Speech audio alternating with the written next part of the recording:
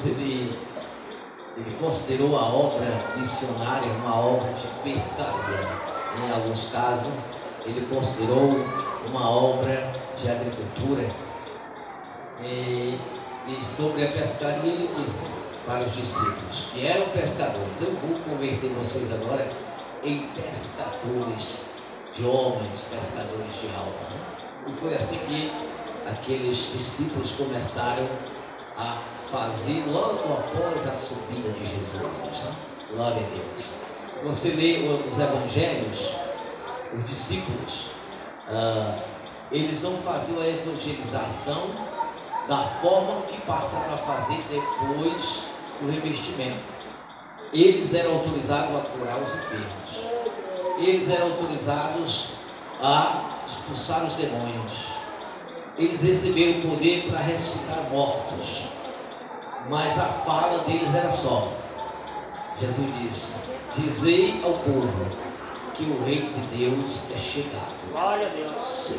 Essa é a mensagem dos discípulos antes de ser revestido do poder, antes deles terem a missão de evangelizar. Até então, a missão direta de evangelizar é Jesus. Eles só espalhavam. Jesus estava vindo, Jesus é que evangelizava, Jesus é que ministrava. Os discípulos não ministravam, só diziam que o reino de Deus chegou. Aí Jesus era o rei do reino que pregava. Agora, depois que Jesus ressuscitou dos mortos, Jesus disse: agora vocês vão pregar, vocês vão pregar toda a criatura. E agora eu vou passar para vocês a responsabilidade.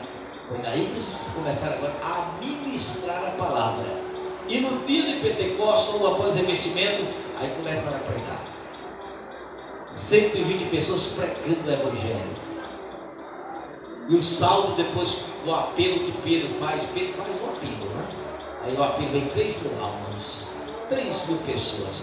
São as premissas da igreja. A igreja começa a trabalhar naquele dia. Em poucas horas a igreja colhe uma premissa extraordinária de 3.000 almas, 3.000 vidas.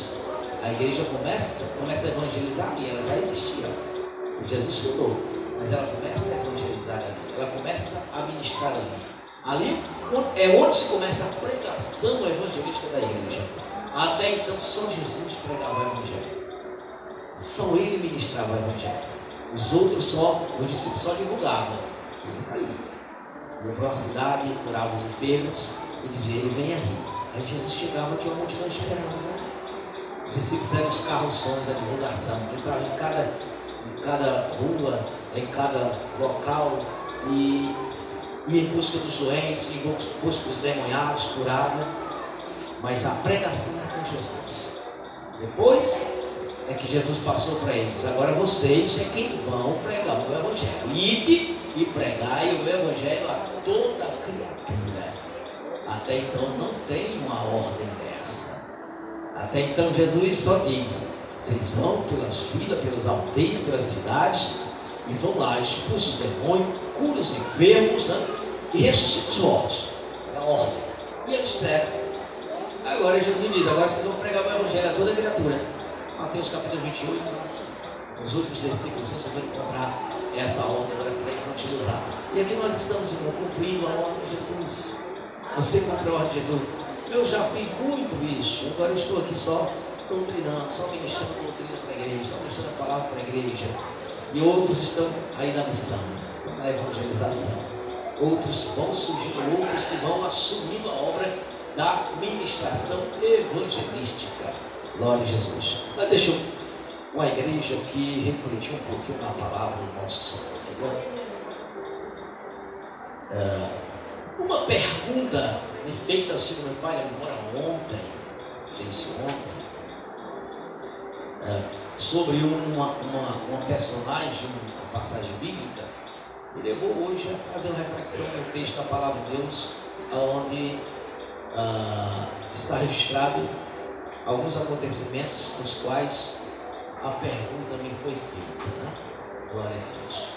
Eu vou dizer qual foi a pergunta que foi feita. Se quem me fez essa pergunta está aqui, se ele me autorizar a dizer o nome dele, eu digo. Se não autorizar, eu digo. Glória a Deus. A pergunta que foi feita é que se Davi, o filho de Jessé, era rejeitado. Porque quem perguntou disse que teve alguém que ministrou dizendo que Davi era um filho rejeitado. E a prova estava em Davi não estar na hora que Jessé chegou. Nós conversamos e expliquei para o irmão que não tinha nada de rejeição. Não tinha nada de rejeição. Mas igreja, mas existe pregações, eu já ouvi pregações como essa. Tem até comentadores da Bíblia que comentam isso, que Davi era rejeitado. Tem até quem ouse a dizer que Davi não era filho biológico de Jessé. Tem até quem ouse a dizer que Davi era um bastardo. Era um bastardo. Davi foi um adotado. Não tem base bíblica para isso. Mas não tem nenhuma base bíblica para isso. Eu não sei de onde é que arranja essas coisas. E nós vamos ler o texto, irmãos, para nós entendermos sobre essa questão e tirar qualquer dúvida sobre essa possibilidade. Capítulo de número 16, deixa eu ver, de 1 Samuel, capítulo 16 de 1 Samuel, nós vamos ler aqui alguns versículos e também vamos descobrir uma coisa, irmãos. Os irmãos ouviram já um depoimento de Davi, que ele disse que matou o leão na mão braba, matou um urso. Ele não diz um só, ele apenas cita, mas que Davi matou o leão sem arma nenhuma, só nas mãos, que matou urso, só ele e o urso se atracaram lá e ele matou o urso. É verdadeiro, sim. Davi não mentiu, não.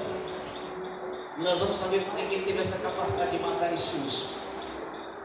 Por que ele teve essa capacidade? Foi na sua condição natural, não foi na sua capacidade natural, sua força natural, sua habilidade natural. Nós vamos saber por que foi isso. É preciso entender o tempo dos acontecimentos, para poder não termos entendimento errado e nem tampouco ouvirmos uma pregação errada. Se nós aceitarmos, prazer mesmo, parece inofensivo. Deixa eu ler o texto, depois eu explico alguma coisa. Capítulo 16 de 1 Samuel, a partir do primeiro versículo, diz assim: Então disse o Senhor a Samuel: Quando terás dó de Saul, havendo eu rejeitado, para que não reine sobre Israel? Enche o teu vaso de azeite e vem. Enviar-te-ei, ou enviar-te-ei a Jessé, o belemita, porque dentre os seus filhos tenho provido de um rei. Porém disse Samuel: Como irei eu? Pois ouvindo-o Saul, matará. Então disse o Senhor: Toma uma bezerra das vacas em tuas mãos e diz: Vim para sacrificar ao Senhor. Convidarás Jessé ao sacrifício e eu te farei saber o que há de fazer, e ungir-me-ás a quem eu te disser. Fez, pois, Samuel o que disse o Senhor e veio a Belém. Então os anciãos da cidade saíram ao encontro, tremendo, e disseram: De paz é a tua vida. E disse ele: É de paz. Vim sacrificar ao Senhor. Sacrificar-vos e vinde comigo ao sacrifício. E santificou ele a Jessé, os seus filhos, e os convidou ao sacrifício. E sucedeu que, entrando eles, viu a Eliabe e disse: Certamente está perante o Senhor o seu ungido. Porém o Senhor disse a Samuel: Não atentes para a sua aparência, nem para a sua altura, nem para a altura da sua estatura, porque eu tenho rejeitado. Porque o Senhor não vê como vê o homem, pois o homem vê o que está diante dos olhos, porém o Senhor olha para o coração. Então chamou Jessé a Abinadab e o fez passar diante do Senhor, o qual disse: Nem a este tenho escolhido o Senhor. Então Jessé fez passar a Samar, porém disse: Tampouco este tem escolhido o Senhor. Assim fez passar Jessé os seus 7 filhos diante de Samuel. Porém Samuel disse a Jessé: O Senhor não tem escolhido estes. Disse mais Samuel a Jessé: Acabaram-se os jovens, e disse: Ainda falta o menor. eis que apacenta as ovelhas. Disse, pois, Samuel a Jessé: envia e manda-o chamar, porquanto não nos assentaremos em roda da mesa, até que venha aqui. Então mandou em busca dele e o trouxe. Era ruivo e formoso de semblante e de boa presença. E disse o Senhor: levanta-te e unge, porque este mesmo é. Então Samuel tomou o vaso do azeite e ungiu no meio dos seus irmãos. E desde aquele dia em diante, o Espírito do Senhor se apoderou de Davi. Então Samuel se levantou e se tornou a Ramá. Glorifique a Deus, citando. Glória a Deus. Eu quero que a igreja chame a atenção para duas frases. Uma pergunta seguida da resposta. Vamos ler de novo. E a outra, uma ação divina que aconteceu logo após a unção com o azeite. A pergunta é: aqui Samuel faz a Jessé. Versículo 10 diz assim: fez passar Jessé os seus 7 filhos diante de Samuel. Porém Samuel disse a Jessé, ou perguntou, ou disse: o Senhor não tem escolhido estes. Disse mais Samuel a Jessé. Agora é a pergunta: acabaram os jovens? Ou acabaram-se os jovens? Ou seja, encerrou os filhos? 7 passou, encerrou os filhos? Essa é a pergunta que Samuel faz, porque nenhum dos 7 que ali estavam eram escolhidos. Olha o que aqui Jessé responde. A Bíblia diz que Jessé responde o seguinte, versículo número 11, a seguir a resposta, a pergunta, a resposta, e disse: ainda falta o menor, eis que apacenta as ovelhas. Então nós vemos aqui a própria afirmação do pai. Como só tinha 7 e não tinha mais nenhum outro ali, e Deus tinha escolhido um filho de Jessé, e só tinha 7, gera uma confusão em Samuel. Samuel ficou meio perturbado. Se não foi o primeiro, não foi o segundo, não foi o terceiro, o quarto, nem o sétimo, e Deus disse que tinha escolhido o filho de Jessé, Samuel acabou teus filhos. Aí Samuel responde: não, eu tenho mais um filho. É o mais novo. O menor é um termo mais novo. Não queria dizer que ele fosse menor fisicamente, não, mas que ele era o mais novo. Na época, o menor, a expressão menor, além de ser o mais novo, ele, naquele momento, ele era menor em estatura. Nesse período, Davi era um garoto, era um adolescente. São 8 filhos. 8 filhos. Geralmente, os judeus, as judias, elas não tinham filhos todo ano. Bote isso no seu coração. O resto, o povo da cultura ocidental, povo cearense, povo nordestino, mulher cearense nordestina, tem uma época que paria todo ano. Todo ano é um filho. Sai um, o outro já está quase gerado. Quando sai um, às vezes antes de terminar a menstruação pós-parto, já está pegando um bucho de novo. Mulher israelita não engravidava dessa forma, todo ano.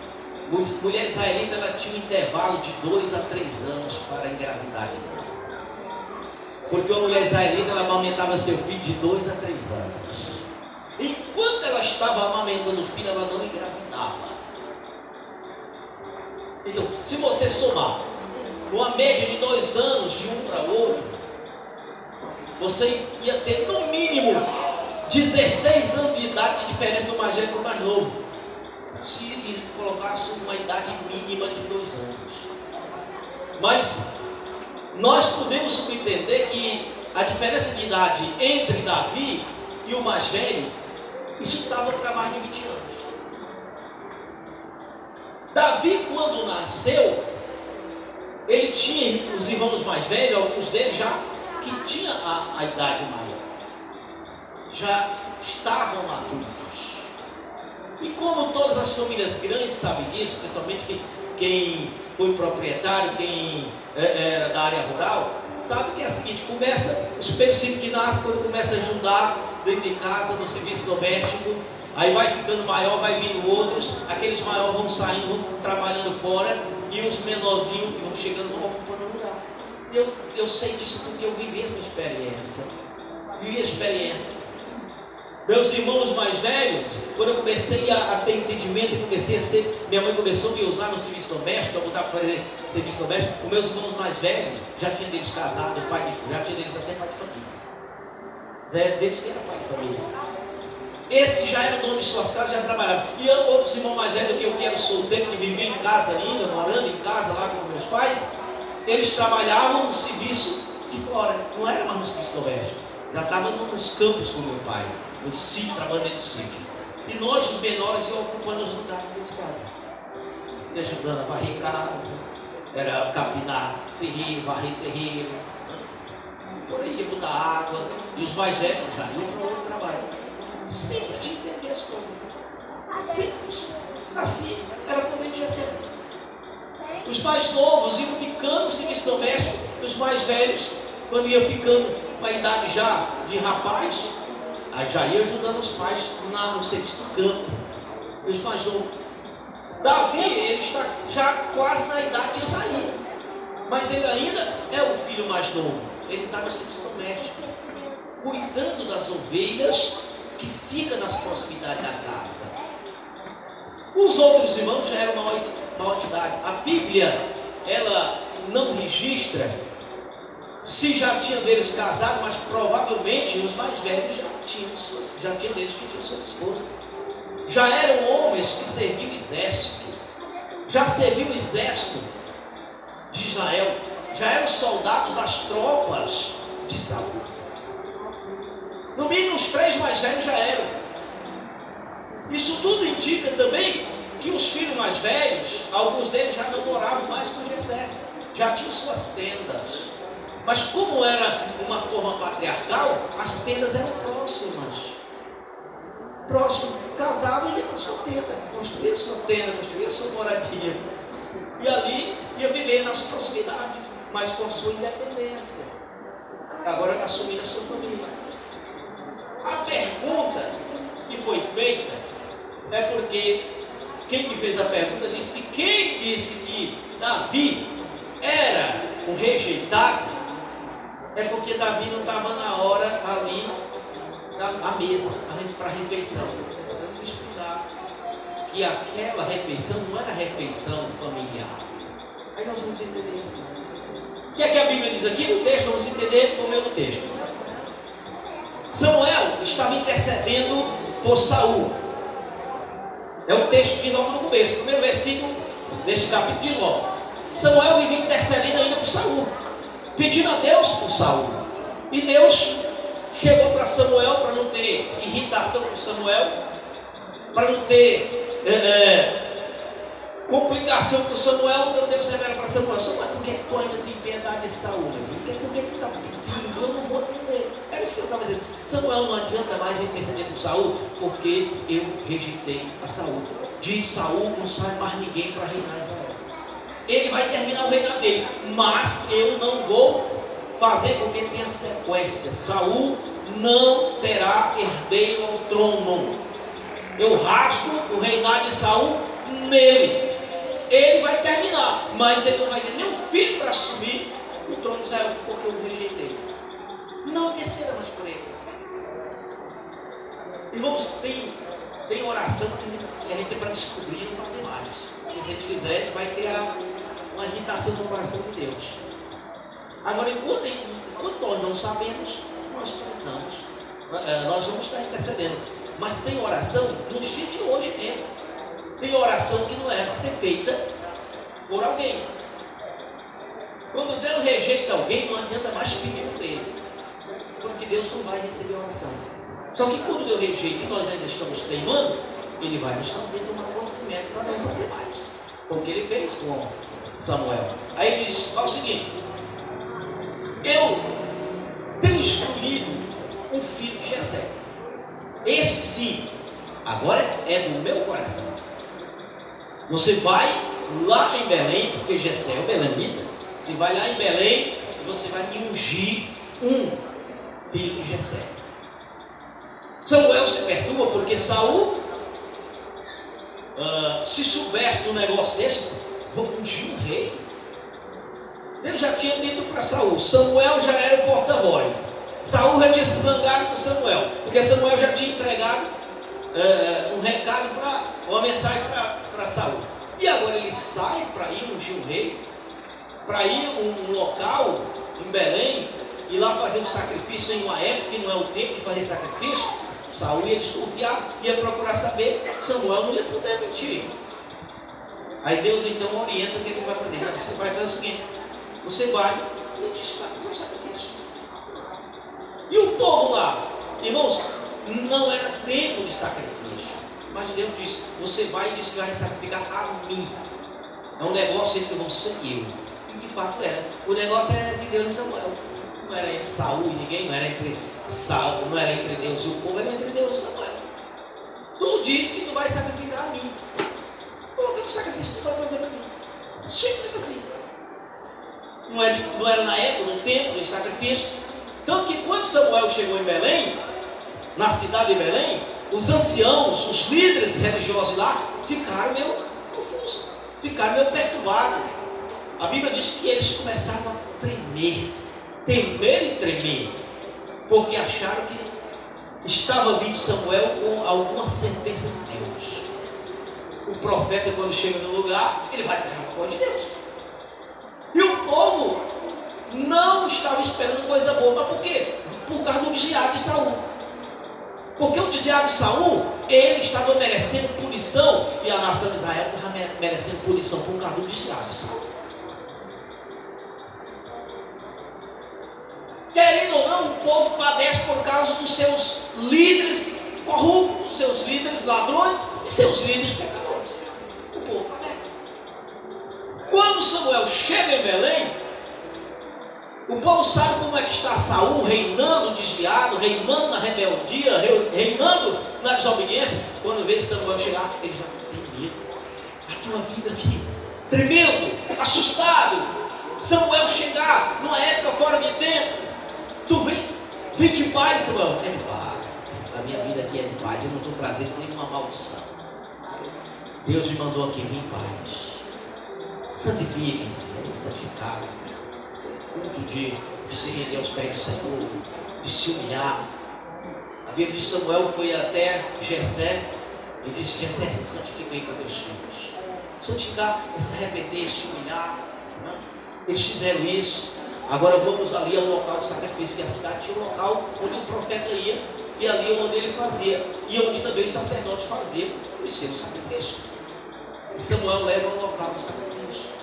Lá não era o local do templo, nem do tabernáculo, mas toda a comunidade e toda a cidade tinha os sacerdotes que vinham da linhagem, para poder servir ao Senhor, da linhagem arâmica ou da linhagem levítica.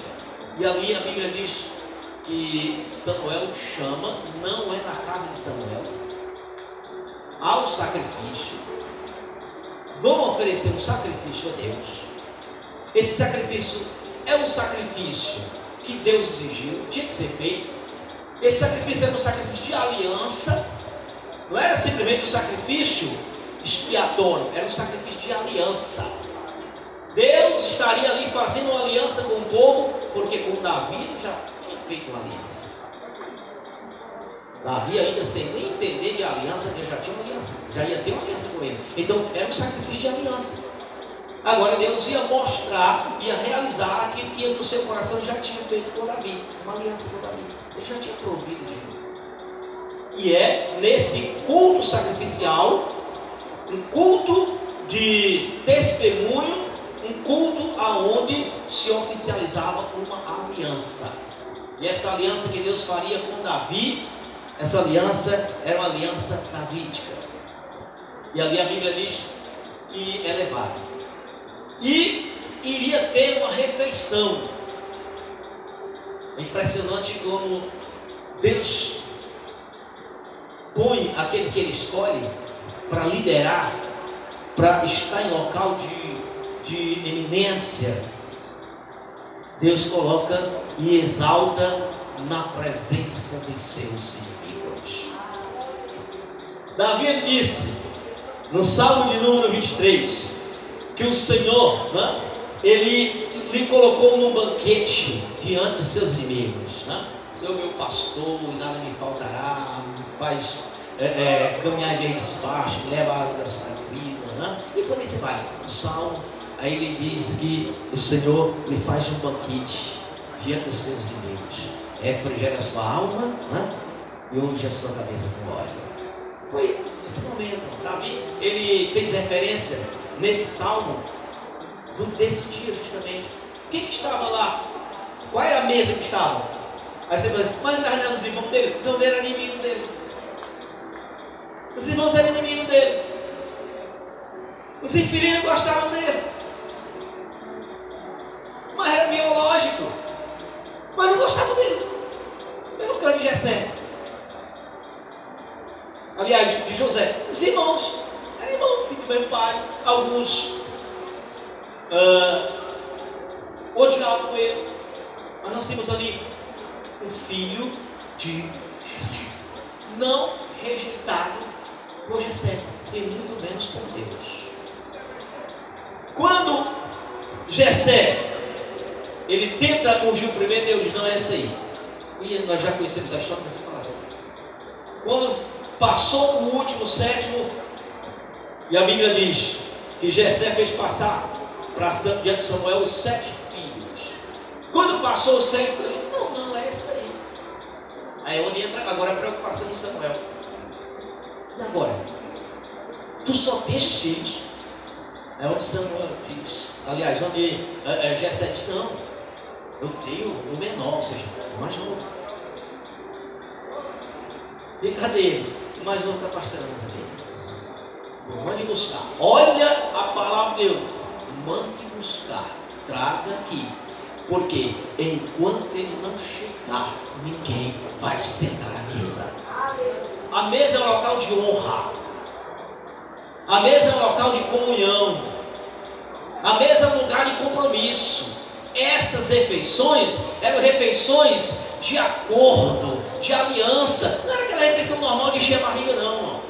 Não é aquela refeição normal que se come todo dia na hora do almoço. Na hora do almoço, os filhos de Jessé, eles se alimentavam junto quando eram dentro de casa, quando eles moravam juntos. Davi, na hora do almoço mesmo normal, ele sentava à mesa com o pai dele, com a mãe dele, com o outro irmão que ainda estava solto dentro de casa. Daqueles 7, ainda tinha deles que estavam dentro de casa. E na hora do almoço normal, eles almoçavam juntos, nunca ficou separado, porque era tradição e era reverência.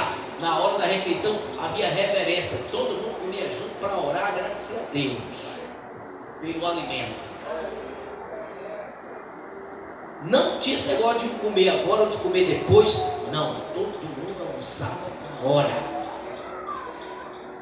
Só que ali é um almoço específico. É um almoço que Deus é quem promove, porque ali Deus vai fazer uma aliança. É uma refeição diferente. É um banquete diferente. Então nesse banquete diferente, Jessé, quando juntou os filhos, ele juntou os filhos maiores. Os filhos homens, ele sabia que era aliança, sabia ele lá que Deus ia fazer uma aliança com o menino. Jessé desconhecia a história de Samuel, ou pelo menos tinha esquecido. Deus fez uma aliança com Samuel por quanto tempo? Menino. Deus fez uma aliança com o profeta que estava ali para selar uma aliança de Deus com Davi, com a família de Jessé e com a nação de Israel. O profeta que estava ali, Deus fez uma aliança com ele criança. Não era costumes, não era tradição, isso era normal. Porque o sacerdote ali também não entendeu nada. Não entendeu nada. Mas Deus fez uma aliança com Samuel criança. E Samuel não nem sabia ainda, não entendia, mas Deus vai ver uma aliança com ele. Deus falou com ele 3 vezes. Na terceira vez foi que o sacerdote Eli veio entender. Ah, é Deus. Deus tem um negócio com esse menino. Aí ele se perturbou. A Bíblia diz que Eli se perturbou quando Deus começou a conversar com Samuel. E ele procurou saber o que é que Deus estava conversando com Samuel. Ele está falando alguma coisa, tá? E Deus tinha falado com Samuel acerca dos filhos incrédulos desviados de Eli. E Deus já tinha dito que aqui ia fazer por si de Eli. E Samuel, pode me contar, me conte. E por respeito a Eli, Samuel contou: mas teus filhos estão lascados. Teus filhos estão ferrados, ele vai matar eles. Mas o sacerdote recebeu com naturalidade, porque ele sabia que era Deus por ele, seus filhos rebeldes. Então, irmãos, Eli também não entendeu uma aliança com a criança. Como é que Jessé entendeu a aliança com seu filho, ainda menor de idade? Só que Samuel já estava entendendo as coisas. Quando ele saiu menor, Samuel disse assim: vamos buscar. Não se senta à mesa, não se fecha o acordo, não se completa, se concretiza a aliança enquanto não chegar a causa da aliança. Um casamento, só para vocês entenderem, parece que é tão bonito a gente fazer umas analogias. Num casamento, a aliança só fecha com o noivo e a noiva, não é? Então, todo fechamento daquela festa que é promovida por causa de uma aliança, de um casamento, de um pacto, tudo só é concluído, só continua quando as duas partes estão. Eu já fui ministrar um casamento que eu só pude fechar e concluir a bênção. A senhora me chegou e foi mais de 10 horas. Estava programado para 7, foi mais de 10 horas. Foi terminar para meia-noite. Mas por que eu não podia fechar? Eu nem podia vir embora como pastor. Eu nem podia vir embora porque eu era o pastor que tinha que fechar aquela aliança. Eu era instrumento de Deus para fechar aquela aliança. Eu não podia voltar porque eu tinha que fechar aquela aliança. Mas desde que eu cheguei lá, o noivo já estava. Mas cadê a noiva? Enquanto a noiva não chegar, ninguém senta à mesa. Enquanto a noiva não chegar, não tem banquete. Enquanto a noiva não chegar, não tem bênção, não tem unção, não tem oração, não tem selo de aliança. Está programado, então espera a noiva chegar. E eu fiquei tranquilo. Nervoso estava o noivo, porque ele podia estar preocupado. Será que a noiva ainda não quer? Será que ela veio? Quando estava nervoso, estava tremendo mais de terror a ver. E o pastor estava sentado. Na hora que ela chegar, eu selo a aliança e acabou a conversa. Na hora que ela chegar, eu selo a aliança, eu dou a bênção e vamos para a mesa. Vamos sentar à mesa, porque está fechada a aliança. Então foi o que Samuel disse. Era uma aliança, irmão. Samuel disse: enquanto Davizinho chegar, não tem fechamento de aliança, não se concretiza a aliança, então não tem banquete. Banquete é o selo, banquete é realmente a comemoração, é a celebração de um pacto feito. Tem o pacto, está fechado, faz banquete. Banquete é festa, ou não é? Banquete é festa. Naquele dia, irmãos, inspirou Davi a compor um salmo, né? E Deus lhe põe uma mesa perante os seus inimigos. Que maravilha! Que maravilha! Aí, quando Davi chega, Deus diz: é isso aí, Samuel. Samuel, às pressas, vai lá ungir o menino. Quando unge o menino, agora vamos celebrar, vamos para o banquete. Aí foi para o banquete. Então, irmãos, ali tinha um filho que não era desprezado, pelo contrário, ele era amado do papai, era altamente responsável, como os outros foram. Ele estava no trabalho, mas como aquele banquete não era dentro de casa, não era um alimento normal, era um banquete de aliança, não era feito dentro da casa de Jessé. Claro que Jessé nunca imaginava que uma criança era escolhida. Ele imaginou que era o filho já com a sua idade maior. São os homens. Por isso que ele trouxe só os homens. Davizinho, fica aí, Davizinho. Não é rejeição, é não saber que ele poderia ser o escolhido. Vai esse daqui. Um desses 7 é o escolhido, mas não era. Não era, irmãos.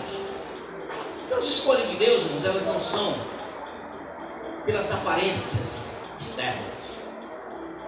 As escolhas de Deus, elas não são pelo que a pessoa exibe no seu falar, no seu agir, nas suas aparências.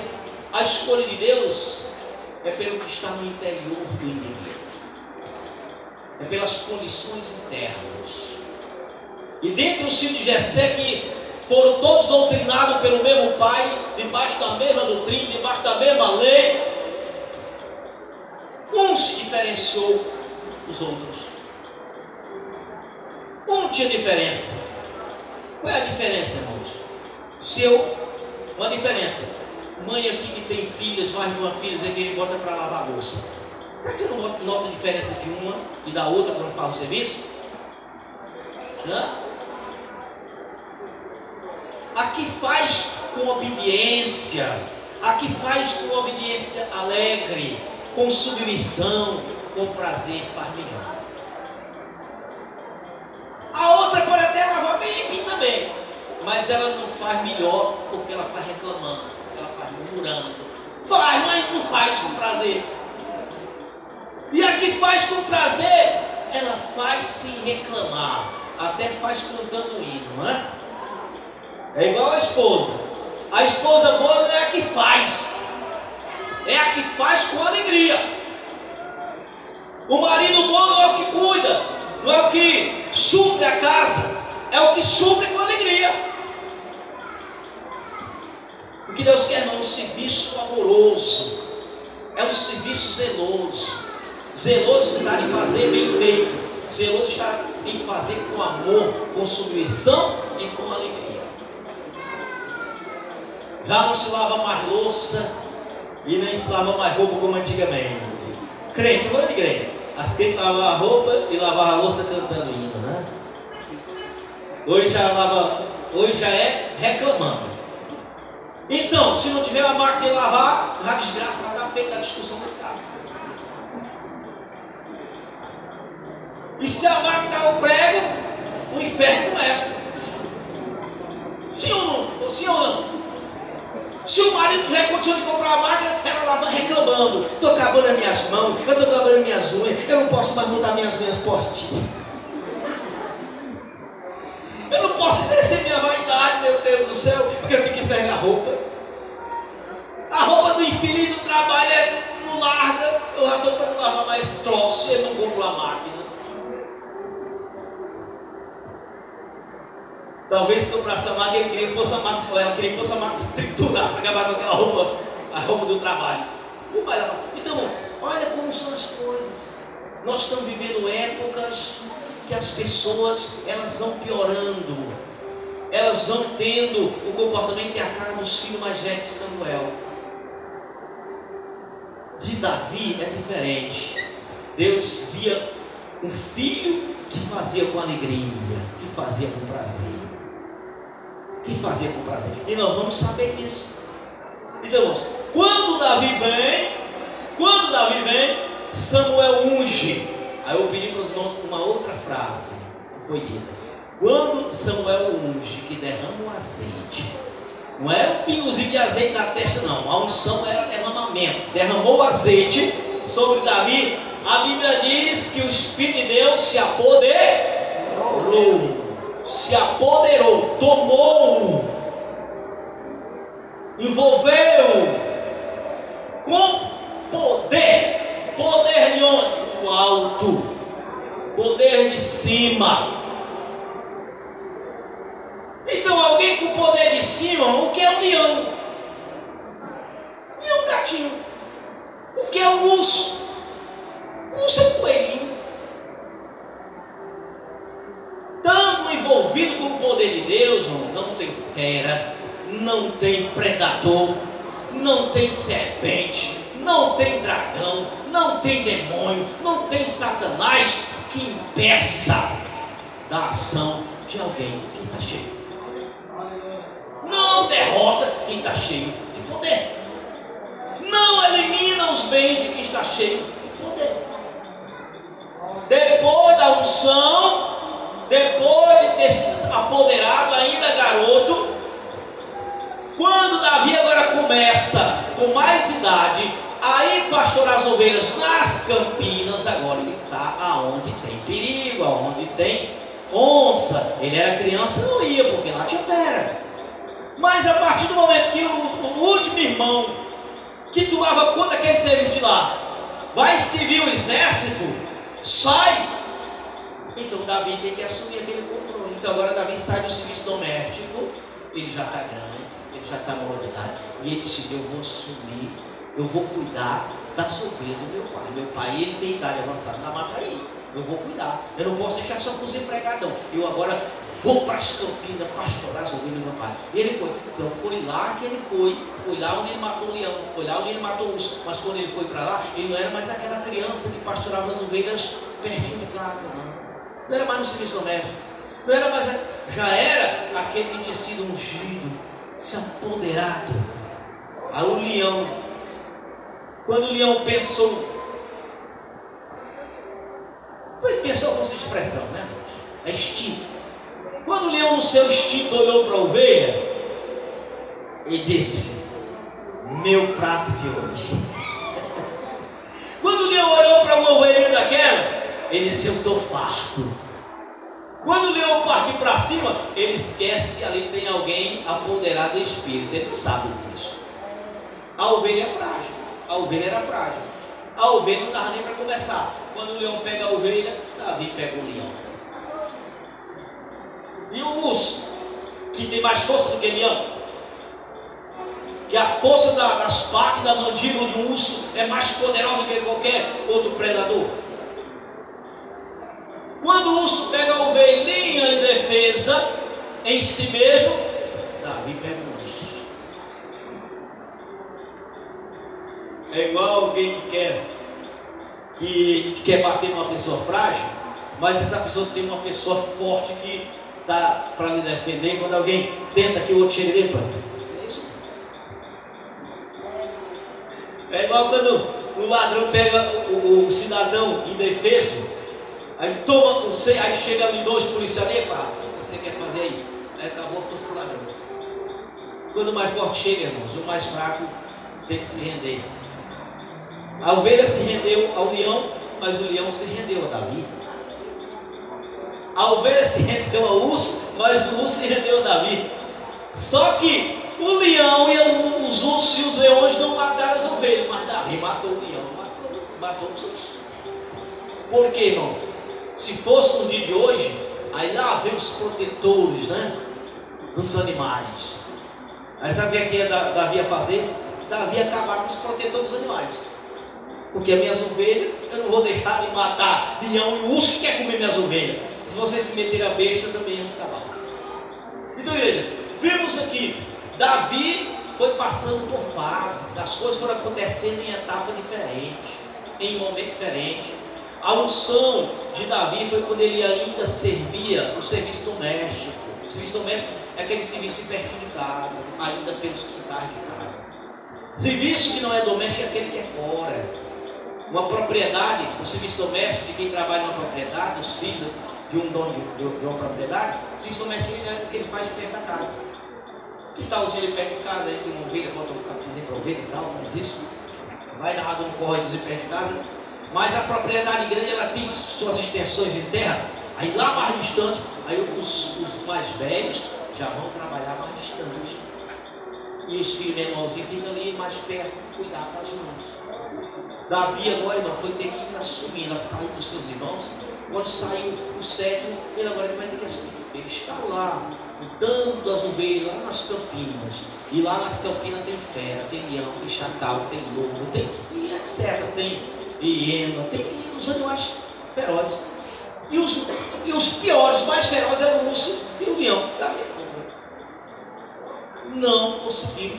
Então, igreja, esse Davi, filho biológico de Samuel, não desprezado, mas apenas estando nas ocupações das fases da vida, não teve a idade para ser ungido, mas Deus escolheu porque os protocolos são dele. Deus não quebra o protocolo, Ele faz um protocolo diferente, só isso. Porque Deus não quebra a sua lei. Deus não quebra. Mas Ele cria um protocolo diferente. Simples assim. Se Ele decidiu ungir alguém menor de idade, foi um novo protocolo que Ele criou. Porque o protocolo velho termina. Tem uma aliança, uma nova aliança, tudo se faz novo, irmão. Dá para entender isso aí? A primeira aliança é com Saul. Deus quebrou a aliança com Saul e faz uma aliança nova com Davi. Com Davi ele unge ele menino. Saul ele unge homem. Davi ele unge menino. Tem alguma coisa de errado isso aí? Não, porque era uma nova aliança. Cada aliança nova que chega, todos os artigos e mandamentos, estatuto da velha. E Deus resolveu fazer uma aliança nova. E essa aliança nova é ungindo o menino. É ungindo o menino. Aí muita gente pensa que Davi continuou menino a vida toda, né, irmão? Porque diz, Davi matou o leão, o urso sendo menino. Não foi. Davi matou o gigante sendo menino. Não foi. Esquece que os anos passaram. Davi ficou grande. Davi ficou adulto.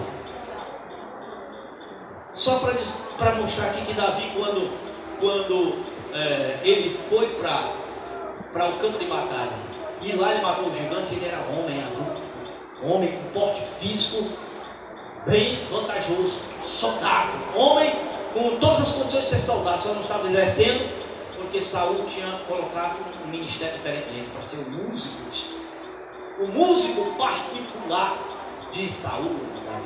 A Bíblia diz aqui, olha, versículo 14, entrando no outro ponto, no ponto de Davi agora, já com a idade muito maior. E foi nessa fase de idade que Davi matou o gigante, já homem feito, já grande guerreiro. A Bíblia diz aqui, ó, versículo 14, primeiro do capítulo 16. O Espírito do Senhor retirou de Saul. Não foi que restou de Saul. O Espírito do Senhor saiu de Saul. Mas será que ele saiu de Saul porque ele ocupou-se de Davi? Não, porque o Espírito pode preencher todos e tudo ao mesmo tempo. Ele saiu de Saul não é porque ele foi se apoderar de Davi, porque ele é onipresente. Ele saiu de Saul porque Deus rejeitou Saul. Ele se apoderou de Davi porque Deus escolheu Davi. A Bíblia diz que Saul já estava sem o Espírito de Deus. Irmão, quando Deus sai do homem, o que é que resta para o homem? Ouvi aqui uma palavra mais própria. Quando o Espírito de Deus sai do homem, o que é que resta para o homem? Morte. Porque quem se apodera dele? Os espíritos demônios. Ele diz que quando o homem ele se distancia de Deus, que o Espírito de Deus sai, o Espírito demônio agora. Então o que é que resta para esse infeliz? Morte. O diabo vai levar a morte. Foi o que aconteceu com Saul. Olha o que a Bíblia diz. E o assombrava um espírito mau da parte do Senhor. Deus não tem espírito mau. Da parte de uma expressão para dizer que foi um espírito com a permissão de Deus. Os espíritos de demônio que se apoderou de Saul foram aqueles espíritos que Deus permitiu.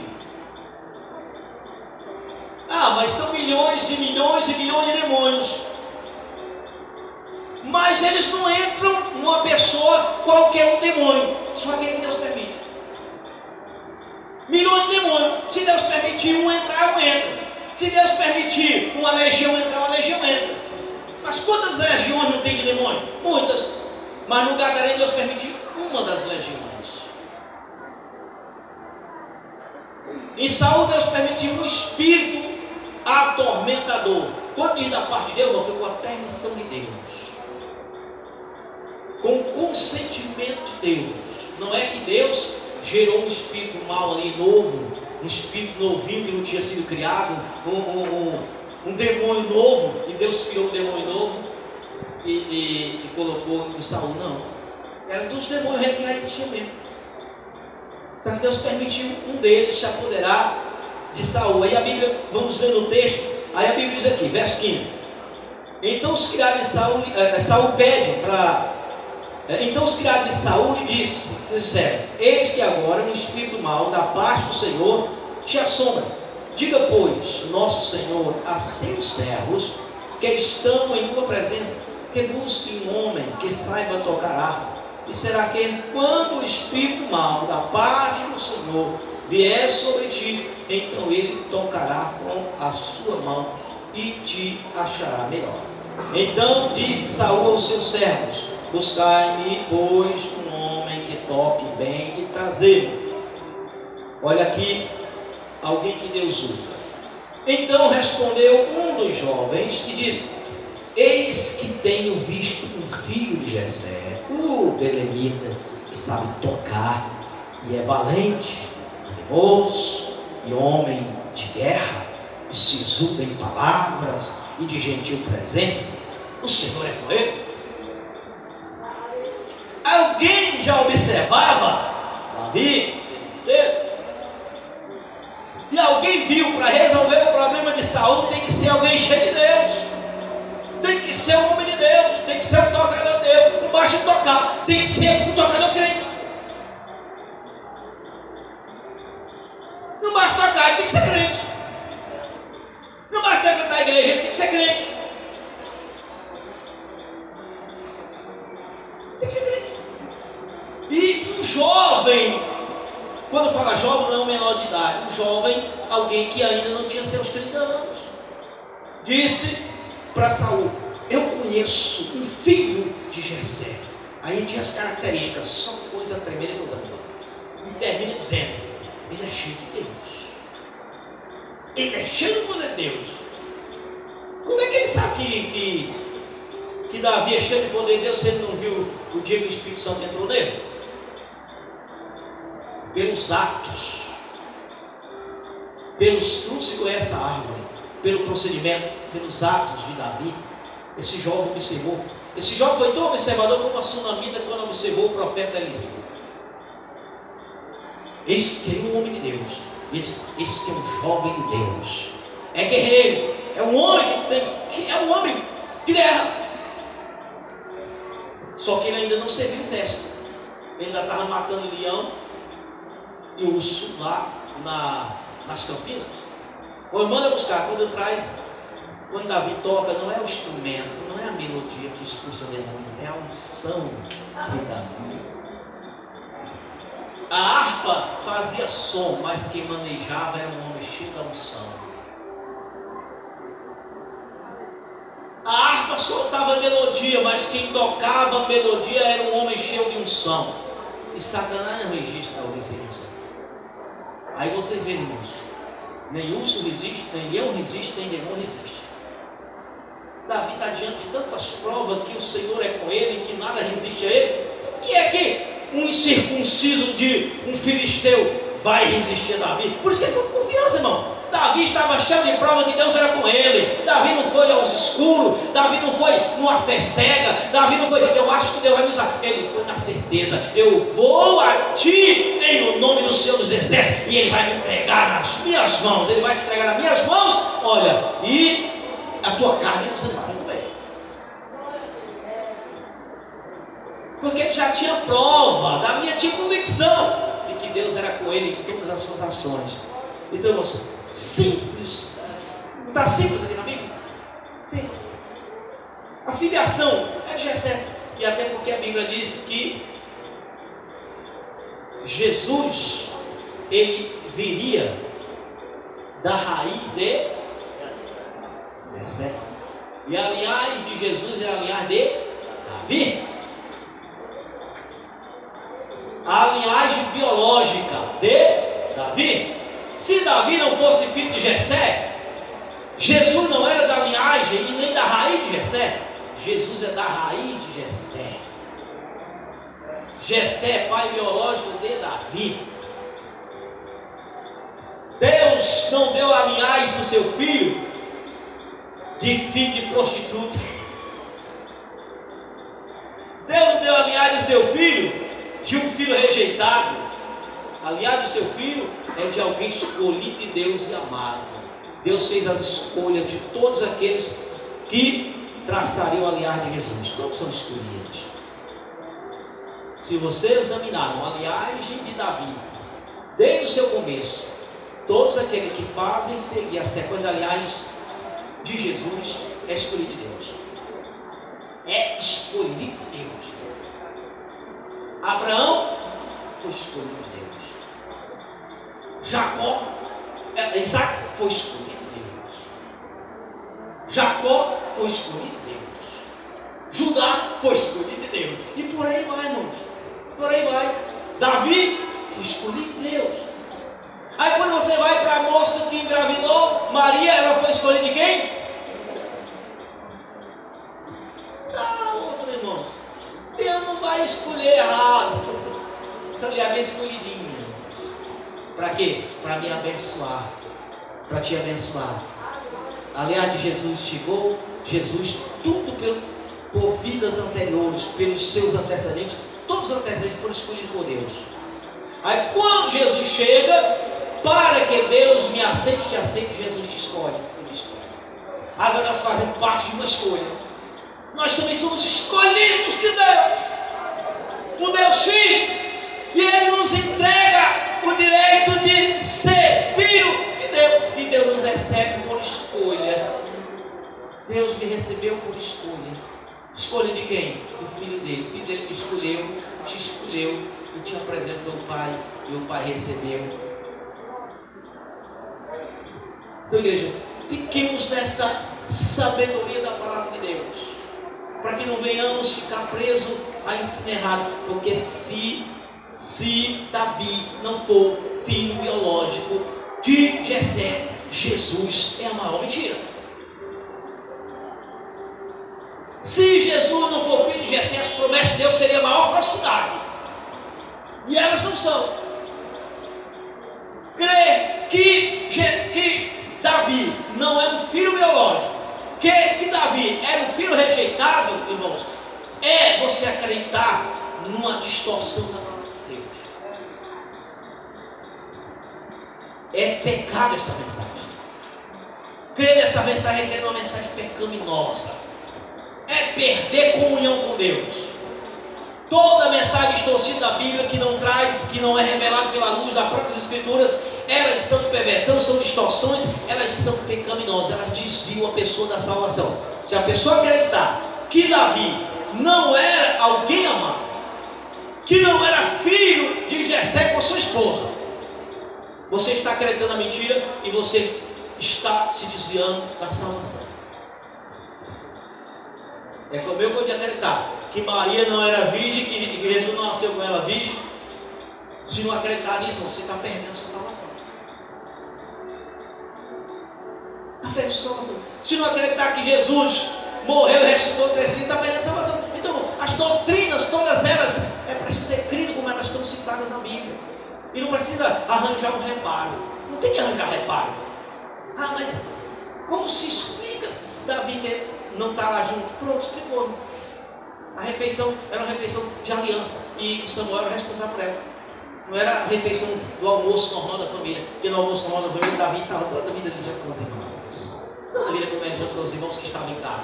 Os irmãos saíram, foram morar na casa. Eu ainda conheci irmãos, eu criança, com o maior número de irmãos meu na hora da refeição, todo mundo sentado na mesa. Tomar o café, meu pai e minha mãe tinha experiência. Né?